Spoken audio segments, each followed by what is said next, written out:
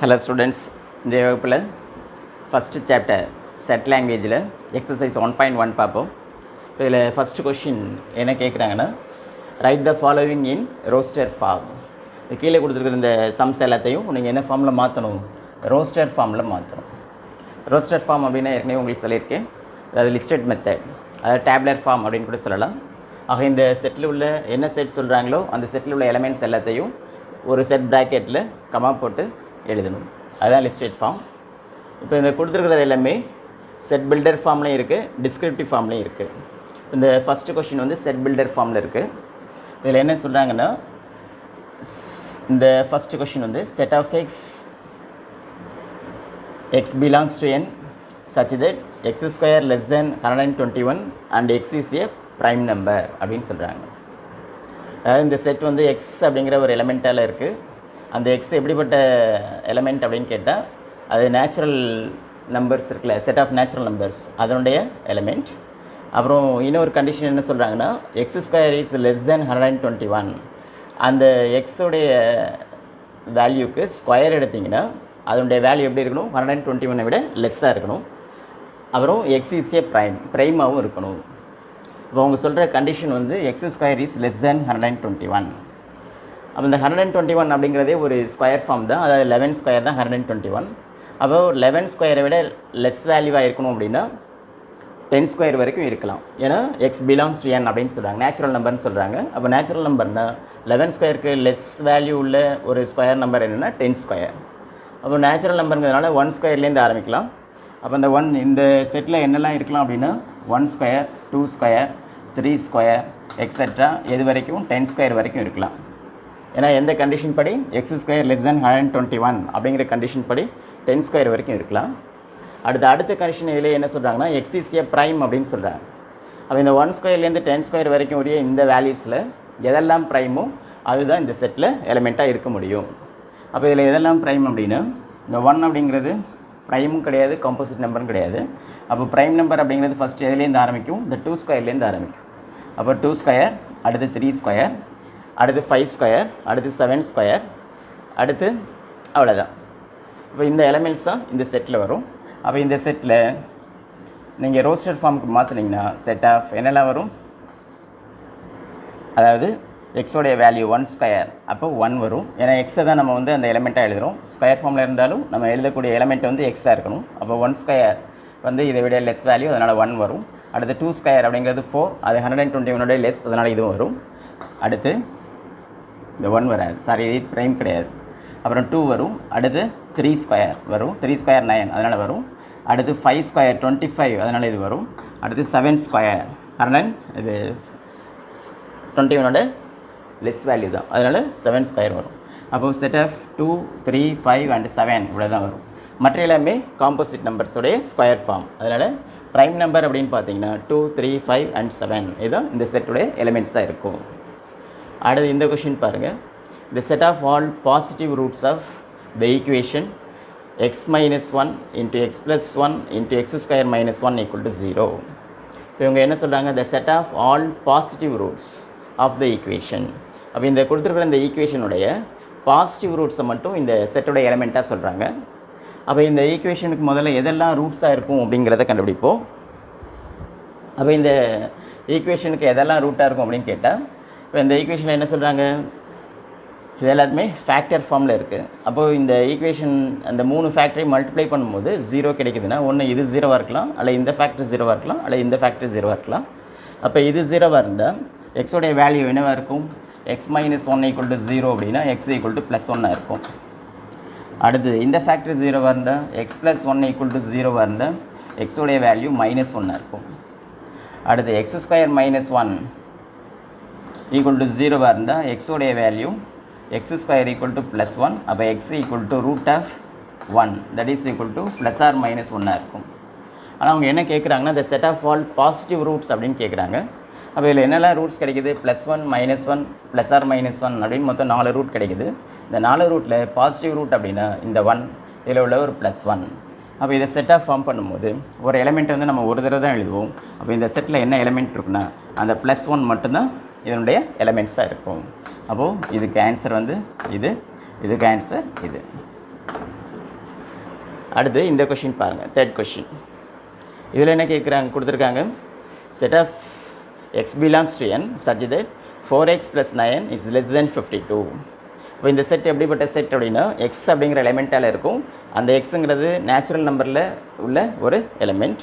அப்புறம் என்ன கண்டிஷன் அப்படின்னா இந்த எக்ஸ் வந்து எந்த கண்டிஷனை சாட்டிஸ்ஃபை பண்ணணும், 4x + 9 இஸ் லெஸ் தென் 52. அப்போ இந்த நிபந்தனைக்கு உட்பட்டு நீங்கள் என்ன செய்யணும், எக்ஸோடைய வேல்யூ கண்டுபிடிக்கணும். அப்போ என்ன செய்றீங்க, இந்த வேல்யூ கண்டுபிடிக்கிறதுக்கு அந்த கொடுத்த இன்இக்வாலிட்டியை சால்வ் பண்ணுவோம். இவங்க என்ன இன்இக்வாலிட்டி கொடுத்துருக்காங்க, 4x + 9 இஸ் லெஸ் தென் 52. இதுதான் அவங்க கொடுத்த இன்இக்வாலிட்டி. இப்போ இதிலேருந்து எக்ஸோடைய வேல்யூவை கண்டுபிடிக்கணும்.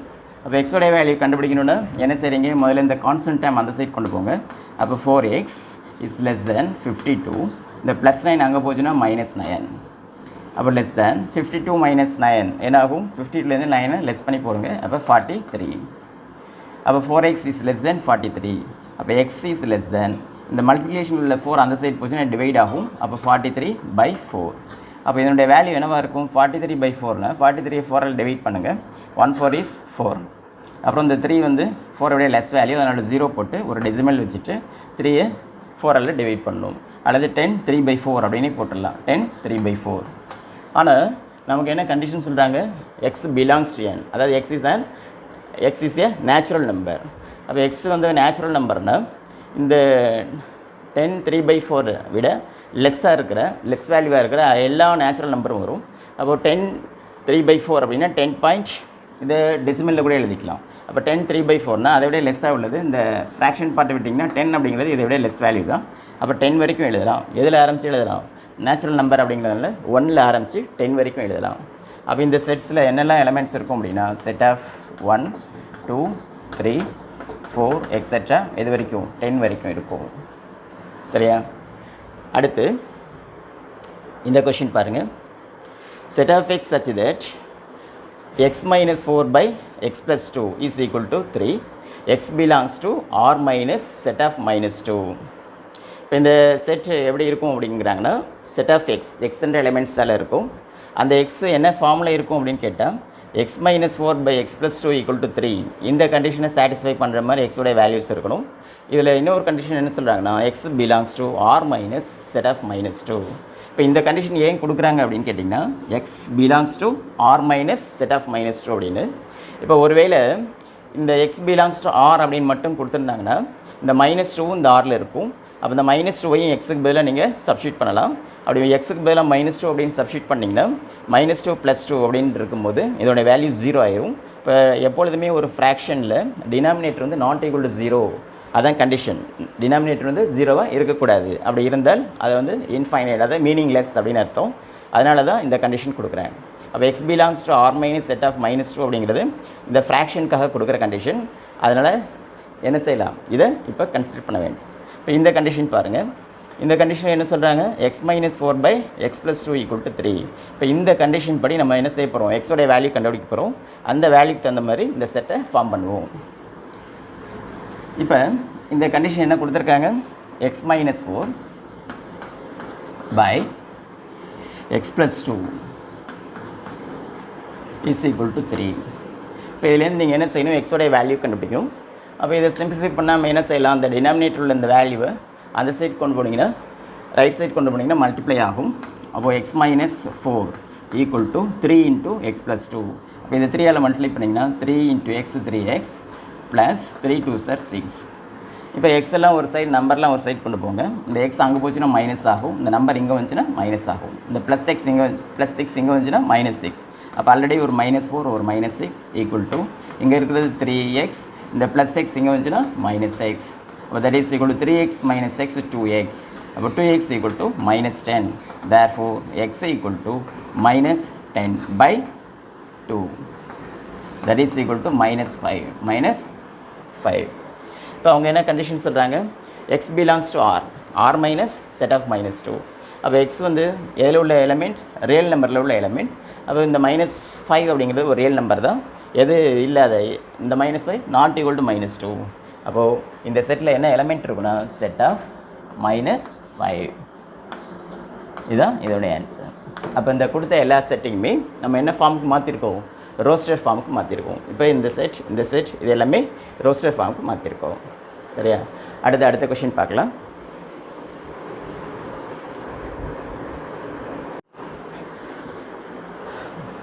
ஹலோ ஸ்டூடெண்ட்ஸ், இப்போ அதே கொஷினில் செகண்ட் சம் பார்ப்போம். இந்த செகண்ட் கொஷினில் என்ன கேட்குறாங்கன்னா, write the set of -1 and 1 + 1 in the set builder form. இப்போ இந்த கொடுத்துருக்குற இந்த செட்டை வந்து செட் பில்டர் ஃபார்மில் மாற்ற சொல்கிறாங்க. ஆனால் இப்போ இது எந்த ஃபார்மில் இருக்குது அப்படின்னு கேட்டிங்கன்னா ரோஸ்டட் ஃபார்மில் இருக்குது. இப்போ இதை வந்து என்ன ஃபார்மில் மாற்ற போகிறோம், செட் பில்டர் ஃபார்மில் மாற்ற போகிறோம். அப்போ நீங்கள் எப்போல்லாம் செட் பில்டர் ஃபார்ம் எழுதுறீங்களோ அப்போல்லாம் எல்லா சம்முக்குமே காமனாக set of x such that அப்படிங்கிற வரைக்கும் போட்டுருங்க. இதோடைய மீனிங் என்ன அப்படின்னா, அந்த கொடுத்துருக்குற செட் வந்து எக்ஸென்ட் எலிமெண்ட்ஸால் ஆனது. அது என்ன எப்படி இருக்கும், அதோடைய கண்டிஷன் என்ன அப்படிங்கிறத இனிமேல் தான் சொல்ல போகிறோம். அந்த கண்டிஷன் தான் இப்போ எழுதுனீங்கன்னா அது பில்டர் ஃபார்ம் கம்ப்ளீட் ஆகிடும். இப்போ அவங்க எந்த எலிமெண்ட்ஸை பில்டர் ஃபார்ம் எழுத சொல்கிறாங்க, இந்த -1, +1 அப்படிங்கிற இந்த எலிமெண்ட்ஸ் உடைய செட்டை பில்டர் ஃபார்மில் மாற்றணும். இப்போ இந்த -1ம் +1ம் நமக்கு எப்போ வந்து ஒரு ரிசல்ட்டாக கிடைக்கும் அப்படின்னு கேட்டிங்கன்னா, இப்போ இதை பார்த்தோன்னே நமக்கு என்ன ஐடியா வரணும், இப்போ √1 அப்படின்னு பார்க்குறோன்னு வச்சுக்கோங்க. இந்த √1 வேல்யூ கண்டுபிடிக்கிறோன்னு வச்சுக்கோங்க. இதனுடைய வேல்யூ என்னவா கிடைக்கும், எப்போல்லாம் ரூட் எடுக்கிறீங்களோ அப்போல்லாம் ஒரு +or- வரும். அப்புறம் 1 √1 தான். அப்போ √1 வேல்யூ கண்டுபிடிச்சிங்கன்னா என்ன கிடைக்கும், +or-1 அப்படின்னு கிடைக்கும். அப்போ இந்த எக்ஸை வந்து நம்ம எலமெண்ட்டை வந்து எக்ஸ்ன்னு இன்ட்ரடியூஸ் பண்ணதுனால இந்த √1 வந்து எக்ஸ்ன்னு வச்சுக்கலாம். அப்போ x = √1 அப்படின்னா எக்ஸோட வேல்யூ என்ன கிடைக்கும், +or-1 அப்படின்னு கிடைக்கும். அப்போ இந்த பில்டர் ஃபார்மில் மாற்றும் போது என்ன கூட செஞ்சிடலாம், set of x such that x is equal to √1 அப்படின்னு போட்டுடலாம். அப்போ x = √1 அப்படின்னு எழுதலாம். இதை பேஸ் பண்ணி, இந்த மீனிங்கை பேஸ் பண்ணி நம்ம நிறைய மெத்தடில் எழுதலாம். அப்போ x = √1 அப்படின்னு எழுதலாம். அதில் இந்த ரூட் ஃபார்மை கேன்சல் பண்ணணும்னா ரெண்டு சைடும் ஸ்கொயர் எடுத்திங்கன்னா x² ரூட் கேன்சல் ஆகி 1 அப்படின்னு வரும். அப்போ x² 1 அப்படின்னு எழுதலாம். அல்லது கூட என்ன செய்யலாம், இந்த +1 இந்த சைட் கொண்டு வந்தீங்கன்னா x² +1 இங்கே வச்சுன்னா -1 = 0 ஆகும். அப்போ இந்த ஃபார்மே எழுதலாம், இந்த ஃபார்மே எழுதலாம், இந்த ஃபார்மே எழுதலாம். அப்போ நீங்கள் என்னெல்லாம் செய்யலாம், set of x such that x is equal to √1 அப்படின்னு எழுதலாம். அல்லது set of x such that x² = 1 அப்படின்னு எழுதலாம். அல்லது என்ன செய்யலாம், set of x such that x² - 1 = 0 அப்படின்னு எழுதலாம். அப்போ இந்த கண்டிஷன்லாம் போட்டிங்கன்னா எக்ஸோட வேல்யூ என்ன தான் கிடைக்கும், +or-1 அப்படின்னு தான் கிடைக்கும். அப்போ நீங்கள் எப்படிலாம் எழுதலாம் இந்த சம்மை, set of x such that x = √1 எழுதலாம். அல்லது set of x such that x² = 1 அப்படின்னு எழுதலாம்.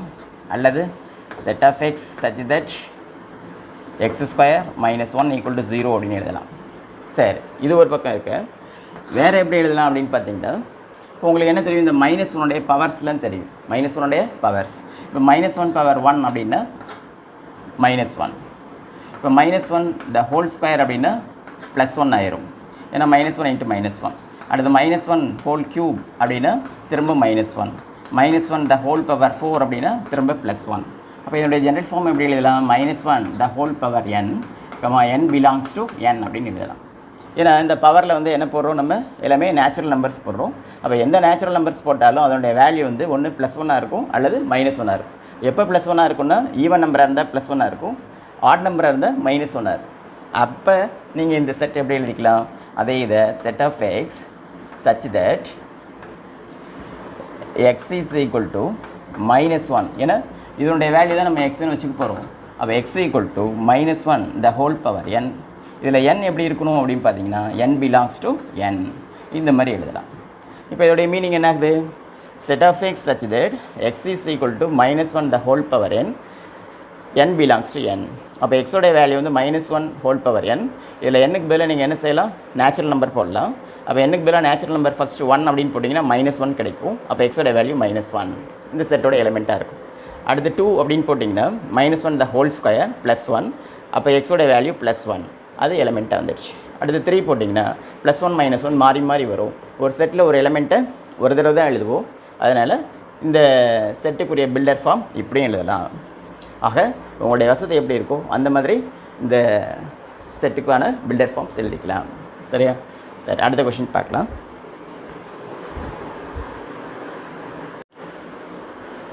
சரி, இப்போ அதே எக்ஸசைஸில் இந்த தேர்ட் கொஷின் பார்க்கலாம். இந்த தேர்ட் கொஷினில் என்ன கேட்குறாங்கன்னா, state whether the following sets are finite R infinite. இந்த கொடுத்துருக்குற இந்த செட்ஸ் எல்லாமே ஃபைனைட் செட்டா ஆர் இன்ஃபைனைட் செட்டா அப்படின்னு கேட்குறாங்க. ஃபைனைட் இன்ஃபைனைட் அப்படின்னா ஏற்கனவே நம்ம பார்த்துருக்கோம். ஃபைனைட் செட் அப்படின்னா ஒரு செட்டில் உள்ள அந்த எலிமெண்ட்ஸோட கவுண்டிங் இருக்குல்ல, கவுண்டிங் வந்து கவுண்டபிளாக இருந்தால், அதாவது அந்த உறுப்புகளை வந்து நம்மளால் எண்ண முடிந்தால் அது வந்து ஃபைனைட் செட். அதே அந்த செட்டில் உள்ள எலிமெண்ட்ஸோடைய கவுண்டிங் வந்து நம்மளால் எண்ண முடியல, அன்கவுண்டபிளாக இருந்தால் அது வந்து இன்ஃபைனைட் செட். இப்போ எக்ஸாம்பிள் அப்படின்னு பார்க்கணுன்னா, இப்போ ஒரு செட் ஆஃப் நேச்சுரல் நம்பர்ஸ், இந்த whole numbers, integers, rational number, இது எல்லாமே அன்கவுண்டபிள். அதில் உள்ள எலிமெண்ட்ஸ் வந்து நம்மளால் எண்ண முடியாது. அதில் எலிமெண்ட்ஸ் வந்து எங்கே முடியும்னே நமக்கு தெரியாது. அதனால் அதெல்லாமே இன்ஃபைனைட் செட்.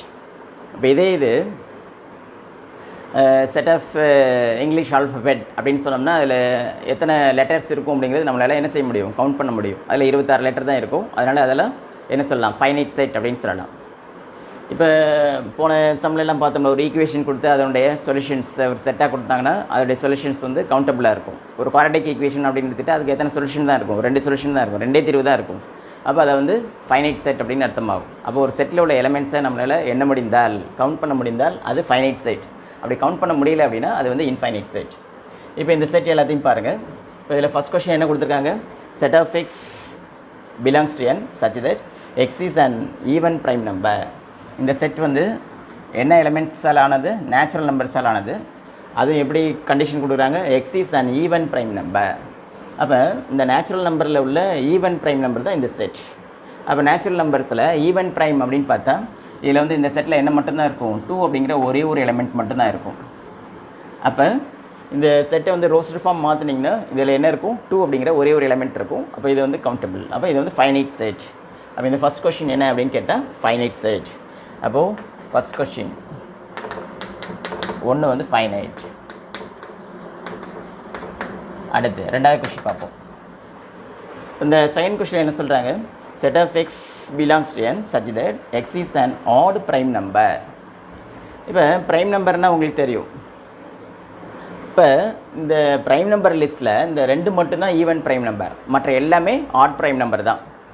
அப்போ இந்த நேச்சுரல் நம்பரில் உள்ள ஆட் ப்ரைம் நம்பர் அப்படின்னு பார்த்தீங்கன்னா ஆட் ப்ரைம் நம்பர் அப்படிங்கிறது அன்கவுண்டபிள் தான். ஏன்னா நம்மளால் எண்ணவே முடியாது. அது கடைசி வரைக்கும் நேச்சுரல் நம்பர் எது வரைக்கும் போதோ அது வரைக்குமே ஆட் ப்ரைம் நம்பரும் போயிட்டே இருக்கும். ஆக இதில் என்னெல்லாம் இருக்கும், ஆட் ப்ரைம் நம்பர் அப்படின்னா ஃபஸ்ட்டு 3 வரும், அடுத்து என்ன வரும், 5 வரும், அடுத்து 7 வரும், அடுத்து 9 வராது, அது காம்போசிட் நம்பர், அடுத்து 11 வரும், அடுத்து 13 வரும், அடுத்து 15 காம்போசிட் நம்பர், அடுத்து 17 வரும், அடுத்து 19 வரும், 21 காம்போசிட் நம்பர், அப்படியே போயிட்டே இருக்கும்.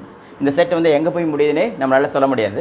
அப்போ இதில் உள்ள எலிமெண்ட்ஸை நம்மளால் என்ன செய்ய முடியாது, கவுண்ட் பண்ண முடியாது. அப்போது இது ஒரு அன்கவுண்டபிள் செட். அதனால் இது வந்து இன்ஃபைனைட் செட். அப்போது இந்த செகண்ட் கொஸ்டின் வந்து என்னது, இன்ஃபைனைட். அடுத்து தேர்ட் கொஸ்டின் பாருங்கள். இப்போ தேர்ட் கொஸ்டினில் என்ன சொல்கிறாங்க, set of x belongs to z. Set of x belongs to z. X is and even. X வந்து என்னது, ஈவன். And less than 10. ஆக எக்ஸ் வந்து ஈவனாக இருக்கணும், அதே சமயத்தில் லெஸ் தேன் 10, 10ஐ விட சிறிதாக இருக்கணும். அது எந்த செட்டில் உள்ள எலிமெண்ட்ஸாக இருக்கணும், இசட்டில் உள்ள எலிமெண்ட்ஸாக இருக்கணும். இப்போ சாதாரணமாக உங்களுக்கு இசட் அப்படிங்கிறது என்ன தெரியும், இசட் அப்படிங்கிறது z is equal to set of, நடுவில் 0 இருக்கும், இங்கே பாசிட்டிவ் வேல்யூஸ் இருக்கும் 3 4 5 6 அப்படின்னு. இங்கே நெகட்டிவ் வேல்யூஸ் -1 -2 -3 -4 -5 அப்படி 2 சைடுமே என்ன ஆகும், போயிட்டே இருக்கும். இப்போ இவங்க இதில் என்ன கண்டிஷன் சொல்கிறாங்க, X belongs to z, x is even and less than 10. அப்போ லெஸ் தென் 10 அப்படின்னா 6 இருக்கும், 7 8 9 10 இருக்கும். 10ஐ விட சிறிய இரட்டை எண்கள், 10ஐ விட சிறிய இரட்டை எண்கள். X belongs to z, X வந்து இன்டீஜராக இருக்கணும், எக்ஸ் இஸ் ஈவன், எக்ஸ் வந்து ஈவனாக இருக்கணும், அண்ட் லெஸ் தென் 10, 10ஐ விட சின்னதாக இருக்கணும். அப்போ 10ஐ விட சிறிய ஈவன் நம்பர் அப்படின்னு பார்த்தீங்கன்னா இந்த 8 வரும், அடுத்து 6 வரும், அடுத்து 4 வரும், அடுத்து 2 வரும், அடுத்து 0 வரும், 0வும் வரும். ஏன்னா இதை வந்து 0ங்கிறத ஈவன் சொல்ல முடியாது, ஆட் சொல்ல முடியாது, ஆக ஈவன்லேயும் வரும். அடுத்து -2 வரும், அப்புறம் -4. அப்போது இந்த சைடு மைனஸ் இன்ஃபைனைட் வரைக்கும் போயிட்டே இருக்கும். அவங்க என்ன சொன்னாங்கன்னா லெஸ் தேன் 10 அப்படின்னு தான் சொன்னாங்க.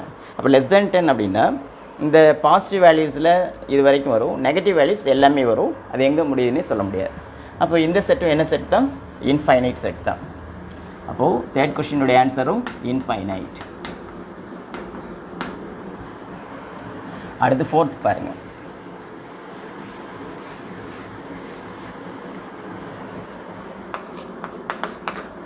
ஃபோர்த் கொஸ்டினில் என்ன கேட்குறாங்க, x belongs to r, set of x belongs to r such that x is a rational number.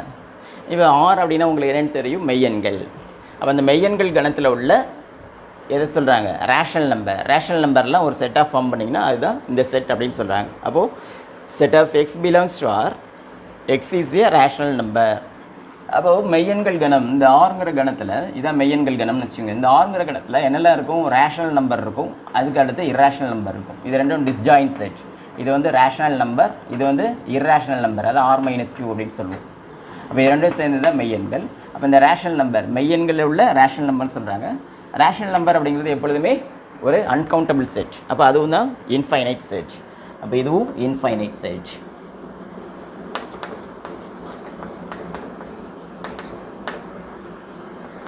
அடுத்து fifth question, set of x belongs to n such that x is a rational number. set of x belongs to n, x அப்படிங்கிற element வந்து natural நம்பரில் உள்ள element. அதே சமயத்தில் அந்த natural number அப்படிங்கிற அந்த செட்டில் உள்ள ரேஷனல் நம்பர் கேட்குறாங்க.